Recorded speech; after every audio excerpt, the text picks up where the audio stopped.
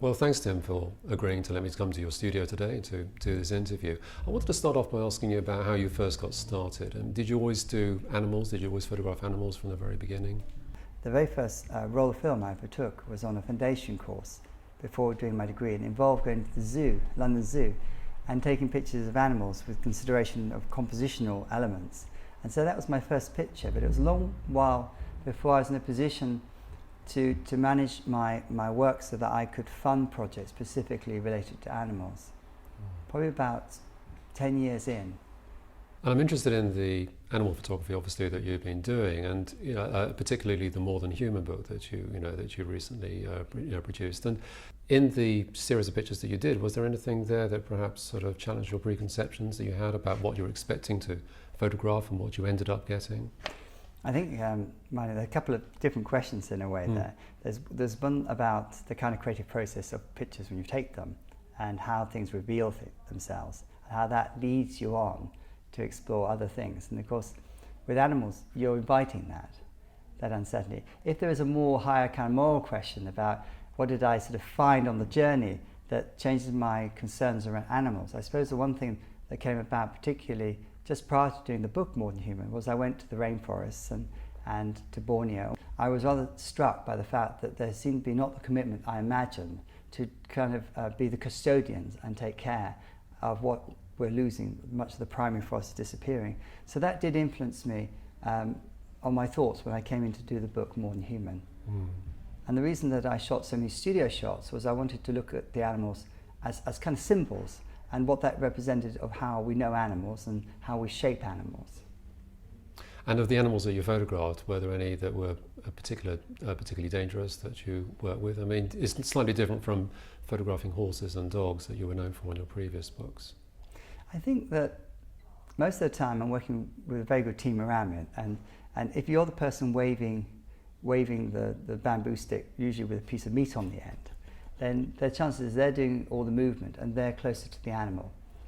And I'm relatively passive and I'm further back. So I feel in the sense that they're taking the risk, not me, but also we're not here to be heroes. I mean, the way you have to hopefully think it through and consider the circumstances. So I do take care to discuss the projects before I go and set them up. I like good people around me. So I don't think I ever feel at great risk, but I am respectful that I've got a wild animal in front of me and that there's always that sense of uncertainty. So presumably your selection of the people that you go to approach, say the trainers that you're going to be relying on, I mean, you need to trust them implicitly when you do a shoot like this.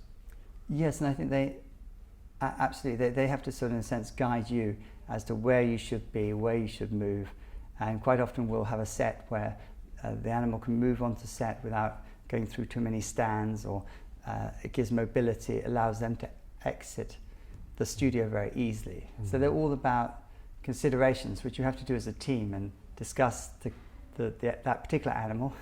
And of course every animal is unique, and every day it might come out, it might be grumpy one day and good another day. But I imagine that some of the ideas must have evolved as you're working on the project, so that you must have had your own research that you did, working out which animals you wanted to photograph and finding out about them, about their individual characteristics. But is it something which evolved along the way, that you discovered new things, that you ended up using completely different approaches in the final book compared to what you set out to do? I think that any project is an inquiry, and in a way I'm always of that view that if you go into a shoot, you have to go fishing to catch something, but once you're on the set, you mustn't be too wedded or presume what you're going to get. That in fact you've got to not just look but see. And I'm a great believer that you've got to have a presence, and as things reveal themselves, you take that opportunity. And with animals, that's obviously very true, because we all know we can't really control them ultimately. But you could argue you can't ultimately control anything. And it's that sense of being in a space, and also being accepting that even when you take the pictures, you've got to be intrigued into how other people make meaning of them, and then have a bigger view, or have you might say, a sense of the big picture in more ways than one. Looking through the More Than Human book, there are some interesting photographs in there amongst all the others of the animals. In particular, there are pictures there's one of the glowing mouse, and then there's another photograph which stands out in my memory, and that's the featherless chicken. With those particular photographs, they do actually sort of have maybe an unsettling effect on perhaps on some people. I mean, did you think it was important to incorporate those aspects of animals into the work? I think that when you're producing illustrated books, as I've been doing, there's a lot of pressure from the publisher to just have pretty pictures and not necessarily to address other debates. And for me, what I find really interesting is not just using aesthetics to bring people to something, but then hopefully introducing it to a thought or an idea. The particular images you mentioned, for example, the featherless chicken, I think is a really, for me, represents quite a few things. And you look at this picture of what looks like a chicken with no feathers, who's prancing like a plump ballerina across the stage and looks back at you. For me, provokes quite a lot of things. And I like this idea that though it's not a pretty picture, it's not something you'd necessarily put on your wall, but what you would, what it provokes is this idea of, did he pluck the chicken? Is it genetic engineering? It's actually a naturally occurring mutant, but the fact is, if you think of the supermarket, you go along and there you have your packaged chicken without the head on, naked, and I like the way those kind of pictures operate, but I accept the fact that they'll upset people, but maybe they'll provoke questions. But you do also actually explain it in the book as well, don't you? I do my best to explain the background, the context of my work, but quite often it gets detached. And I find that very frustrating. And what I want to do now in the future is see how I can attach some of the context and the meaning with the image. And what was the story behind the glowing mouse? Well, a lot in my book, More Than Human, I was looking at different debates from science to natural mutants, invasive species, all the different ways in which we shape the animals and shape the meaning around the images of animals.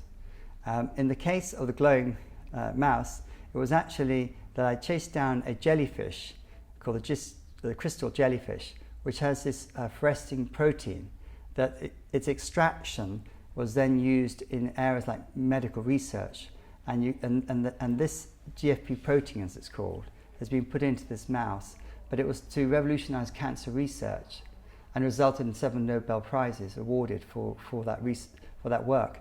And I just wanted to show the juxtaposition of where the jellyfish came into this with the medical research. And I'm interested also in your use of digital technology, because I think you made the transition quite some time ago, and I just wondered how much the technological side, the equipment that you're able to use, and also the software Photoshop processing, I mean, how much of an effect has that had on the way that you work and produce your finished pictures? I'm very conscious that I've chosen to stylize my work, and as such I think there's always a suspicion of what they're looking at. Is that chicken really there? Is that dog that looks like a mop actually, is it real? Is it have I just is it sort of sprayed in some way and suspended? And when I'm using Photoshop, I tend to use it for tonal changes. And in fact, I like to shoot everything in camera and go to quite a lot of lengths, which I always feels a bit tough for me because it's always assumed there's a degree of construction. But I believe that by making tonal changes alone, you can hugely influence the way the eye moves through the space. And that's mostly what I'm doing with my work. You've got this lovely studio that you have in central London, and you do quite a bit of your photography, here within this space. But then there's also quite a lot on location. What sort of proportion of work do you do on location? I was thinking, for example, the Equus book that you produced. There was, all of that would have been done outside of the studio. What do you find the balance now? As you rightly say, with the Equus, only a couple of images, and I think it was an embryo that I did, one embryo shot here. Everything was done on location. At the same time as producing the book over a couple of years, I was also doing commissions in between, and they were still, many of those were still happening here. What changed with shooting digitally, which is what I started initially to do almost I'd only just switched over shortly before to medium format digital cameras when I started 2000, I think it was 2005 on Equus. That I took the studio to the animal, where previously we would have brought the animal into a car studio. So that, in a sense, meant I had much more freedom and choice and put less stress on the animals. So going back to this question about how much work I do here, I would say that the majority of work probably is outside the studio, and this is more base from which I work. And what about your theory of composition? Because we've had this discussion before, and I know that you've been quite well known for talking about your insights into looking at how classical painters have used sort of various tricks. How do you apply that to the photographs that you produce? I think with respect to photography, we're at an interesting time in that we can manage images a bit like painters managed the construction of an image through totally in themselves. They would put down their paint and create something. We can take an existing image and we can, in a sense, manage the tonal contrast in such a way that we can choose where, after the event, where the eye moves. And I'm a great believer that the eye has a tendency to follow certain lines, often compositions that are particularly successful tend to have an entry in the lower left and tends to scoop around. And I'm not suggesting that that all images share that, but that iconic images tend to have certain tendencies within the structure. And I certainly have been very much informed by painting rather than photography in that respect. But you do seem to exploit it in some of your photographs. You know, there are a number of examples that I've seen where you have actually deliberately, in the construction of the image, you know, created this trick of the eye, if you like. I certainly, when I'm shooting, I'm conscious of it, and then I, in a sense, manage the picture afterwards. And yes, absolutely, I believe that when we say, oh, we don't change, you know, I don't add an extra head, or I don't take a body and stick it on, actually changing tonal values has a huge impact. So in one way, you can argue, is that authentic? You know, was that, if we're looking at a dove over here, that dove did exist here, but the fact that I'm changing the way you move through it influences the experience of that dove as a picture hugely. So it's like, don't underestimate, just because it's tonal, it doesn't have a huge influence on the way you understand the picture. So there are very subtle changes which can have a huge impact on the viewer's experience. Yes, and ironically, I try to avoid, as I say, adding bits. So my pictures are sometimes, you could argue, more authentic than some less transparent documentary photographers, but ironically, they will be perceived as more of a construction because they're stylized. I was interested in the photographs that you did of the bats, because I can remember those photographs when they won silver at the Association of Photographers Awards. What was the story behind how you came to photograph them? The fruit bats, this is, yes. Actually, curious enough, I had an idea that, and it was probably a bit naive, that I'd have these flying bats and comment in some night scene. And I discovered that fruit bats are rather big and they're not very agile, and they didn't fly particularly well in the studio. But in the break, we had them on a perch in the corner, and I saw them chatting away with each other. I thought, this is very cool. And I asked the handlers if they'd bring them back into the studio again. And when we were taking the pictures of them on the perch, I had a Polaroid the wrong way up, and I thought, this looks cool. And so we proceeded to photograph them and turn them the other way up and keep that in mind in lighting them. So what you have are these bats where the eyes are above the feet, and you find that they become much more figurative.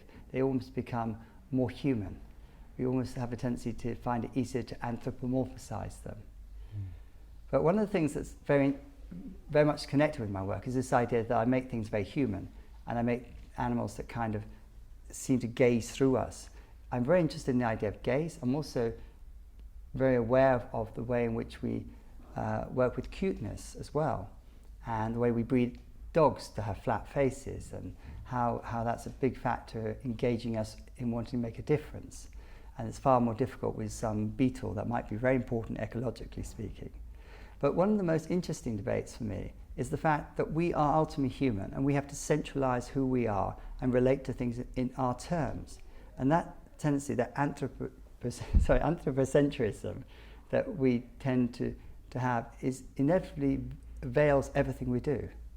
And I'm very conscious of that in the way I manage images of animals and how we make meaning from those images.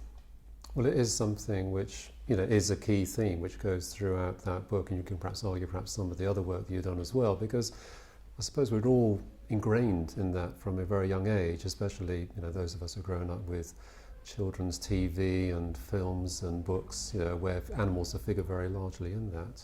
Yes, the animals normally talk back, don't they? Yes. And they have their personalities, and we know that somewhere there that you can't take our whole, now here we're in this mechanistic world where most of us, our only contact is probably with a dog or a cat.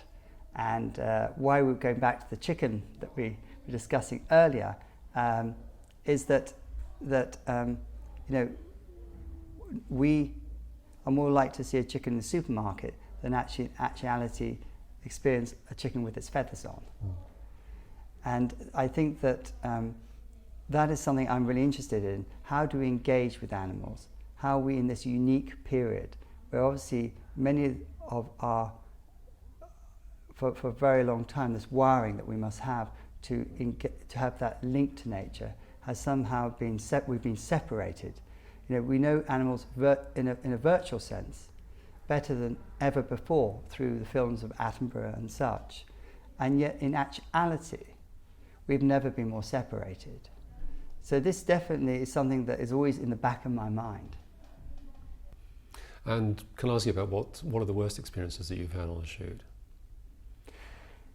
I think going into a bat cave with 7 million bats, trying to use some flash equipment with antiquated ammonia masks on, being shitted and peed upon from the top, and then having flesh-eating beetles on the floor was certainly a very visceral memory.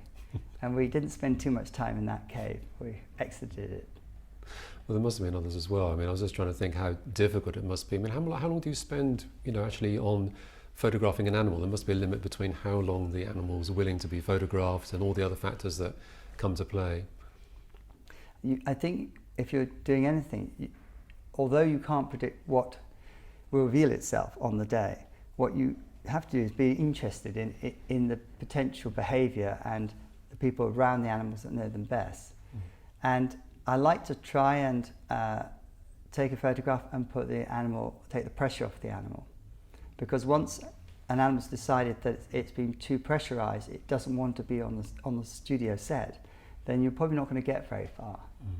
And as a consequence, it's really important to be monitoring the situation and to be taking windows of time and trying to look at the pictures that have come out of those initial frames and evaluating from where you're going to go. So it isn't quite like perhaps some fashion shoots where you might rattle away and hope that the numbers throw up things. It's much more the case that you evaluate what you've got and then go back and start another small window of time. And having made the books that you've made so far on horses and dogs and More Than Human, do you have any other plans for future projects or where you're going to go next? Well, illustrated books, not that they're totally finished, they're certainly a very stressed industry, and I think that as we know them, many of them are not possible in the future. If I decide to do a panda book tomorrow, I'm sure there'll be lots of willing publishers because cute animals definitely sell. In terms of projects in the future, I want to concentrate on areas like museums where they have a vested interest in communicating and the debate around the projects. And so that's very much what we're doing at the moment. And those museum projects may have publications connected with them. And I'd like to not just be involved in the art world, but more step outside that and look at debates around how we handle animals in the human space. What about the future of the industry as a whole? What do you see happening? I've been working for about 30 years, And I felt that many of the structures that were principally there, that you went along and you were commissioned to take a photograph, and the fact that now what we feel like is we shoot elements to make photographs commercially, has gone through, the whole thing has gone through profound changes. I mean, the dominance of digital, you may argue the eyes are on digital, not so much on print, has meant that the way that we can, in a sense, monitorize that is more challenging. We're in such a unique period now. There was a statistic banded last year that said that 10% of all photographs that we've ever taken since the beginning of photography were taken in the last 12 months. Apparently mostly food, but even so. In one way, we're becoming more dependent on images than ever, but the whole way in which territories and so on have been breaking down through the digital age, the fact that most images are moving in terms of where the eyes are, you could argue, to images, are definitely digital. And in that sense, this is such a shift. We've had over 150 years of photography, and now suddenly we're not dealing with prints anymore, we're dealing with this virtual space. I think it is hugely challenging. Someone of my generation, certainly, though fascinated by it, accept the fact that we have to be much more responsive. In the commercial arena, I'm finding it that we're in really unusual times again. When I have my brief, it doesn't talk about photographs, it talks about assets.